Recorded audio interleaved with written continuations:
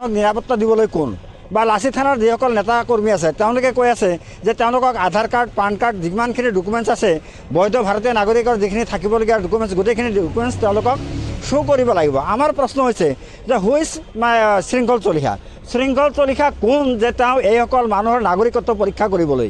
গতিকে শৃংখল চলিহাৰ ওচৰত আমি দায়বদ্ধ নহয়। এইখন অসম শৃংখল চলিহাৰ ব্যক্তিগত সম্পত্তি নহয়। আৰু আমি যিবিলাক মানুহ কাম কৰিবলৈ যাব শ্ৰমদান কৰিবলৈ যাব সেইসকল মানুহ শৃংখল চলিহাৰ ঘৰত কাম কৰিবলৈ নাযায়।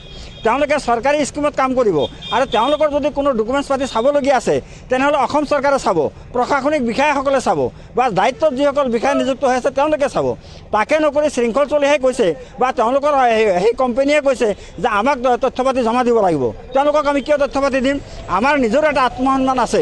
গতিকে তেওঁলোকে যিবিলাক কথা কৈছে যে উজনি নামনিৰ পৰা লেবাৰবিলাক যাব লাগে, শ্ৰমিক যাব লাগে, কিন্তু আমি আহ্বান জনাম যে মুখ্যমন্ত্ৰী ডাঙৰীয়া এটা বিবৃতি দিব লাগে ইয়াৰ ওপৰত যে যদি নামনিৰ পৰা উজনিলৈ যদি শ্ৰমিকসকল কাম কৰিবলৈ যায় তেওঁলোকৰ ওপৰত কোনো ধৰণৰ হাৰাশাস্তি কৰা নহয় আৰু তেওঁলোকৰ পূৰ্ণ নিৰাপত্তাৰ ব্যৱস্থা মুখ্যমন্ত্ৰীয়ে কৰিব বা প্ৰশাসনে কৰিব বুলি তেওঁলোকে দায়িত্ব সহকাৰে যেতিয়া মুখ্যমন্ত্ৰীয়ে ষ্টেটমেণ্ট দিব তাৰপিছতহে আমি আমাৰ যিসকল শ্ৰমিক আছে তেওঁলোকক আমি উজনি অসমলৈ কাম কৰাৰ কাৰণে আমি আহ্বান জনাম যে তেওঁলোকে উজনি অসমলৈ গৈ তেওঁলোকে কাম কৰিব লাগে।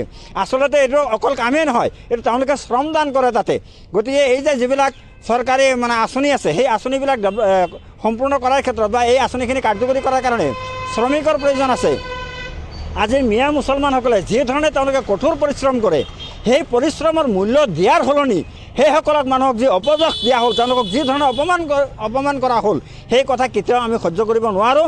গতিকে আমি শ্ৰমিক বন্ধুসকলক আমি আহ্বান জনাইছোঁ যে আপোনালোকৰ ভাতমুঠিৰ কাৰণে আপোনালোকে কেতিয়াও নিৰ্লজ্জভাৱে এইসকল মানুহৰ ওচৰত আত্মসমৰ্পণ কৰিব নালাগে।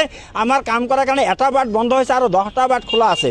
আজি কেৰালা কৰ্ণাটকত হাজাৰ হাজাৰ অসমীয়া যুৱকে তাত শ্ৰমদান কৰি তেওঁলোকে ইজ্জত সহকাৰে তাত তেওঁলোকে পইচা উপাৰ্জন কৰিছে। গতিকে আমি আমাৰ নামনি অসমৰ যিসকল মিয়া মুছলমান শ্ৰমিক আছে তেখেতসকলক আমি আহ্বান জনাম, যদি চৰকাৰে দায়িত্বপূৰ্ণভাৱে যদি তেওঁলোকে যদি আমাক এই উজনিলৈ কাম কৰাৰ কাৰণে আহ্বান নজনায় তেনেহ'লে কোনো শ্ৰমিকেই এই লাচি থানাৰ কথামতে তেওঁলোকে কাম কৰিবলৈ তাত যাব নালাগে। আৰু যদি কোনোবা মানুহে যদি সংখ্যালঘু সংগঠনসমূহৰ বাধা নেওচি তাত যদি কাম কৰিবলৈ যায় তেওঁলোকৰ লগত যদি কোনো ধৰণৰ অপ্ৰীতিকৰ পৰিস্থিতিৰ সৃষ্টি হয় তাৰ কাৰণে কোনো সংখ্যালঘু সংগঠন দায়ী নহ'ব। এই কথাটো মই স্পষ্ট আকাৰে কৈছোঁ।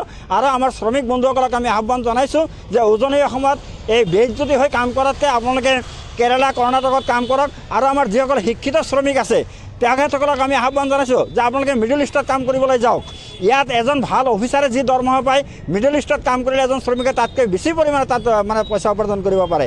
গতিকে সেই উজনি অসমৰ ওপৰত ভৰসা নকৰি আমাৰ শ্ৰমিক বন্ধুসকলক আমাৰ যিবিলাক শিক্ষিত যুৱক আছে তেওঁলোকে যাতে মিডল ইষ্টত কাম কৰিবলৈ যায় তাৰ কাৰণে এটা ৰাস্তা ক্লিয়াৰ কৰিব লাগে। আজি হোজাইৰ বহু যুৱক মিডল ইষ্টত কাম কৰি আছে বা বাংলাদেশৰ আমি দেখা পাইছোঁ যে বাংলাদেশৰ বহু সংখ্যক যুৱক মিডল ইষ্টত কাম কৰি আজি বাংলাদেশৰ অৰ্থনীতি টনকিয়াল কৰিছে। গতিকে বিদেশৰ পৰা টকা উপাৰ্জন কৰি আনি অসমৰ অৰ্থনীতিত অৰিহণা যোগোৱাৰ কাৰণে মিয়া মুছলমান বন্ধুসকলক মই আহ্বান জনাইছোঁ, শ্ৰমিক বন্ধুসকলক মই আহ্বান জনাইছোঁ। কিন্তু কোনো কাৰণতেই এই শৃংখল চলিহা বা তেওঁৰ কোম্পানীৰ কথাত আমাৰ নামনি অসমৰ কোনো শ্ৰমিক তালৈ যাব নালাগে। যদি তাত শ্ৰমিক যাব লাগে তাৰ কাৰণে মুখ্যমন্ত্ৰী হিমন্ত বিশ্ব শৰ্মা ডাঙৰীয়া আহ্বান জনাব লাগিব যে নামনি অসমৰ শ্ৰমিক উজনি অসমলৈ গৈ তেওঁলোকে কাম কৰিব লাগে বা শ্ৰমদান কৰিব লাগে।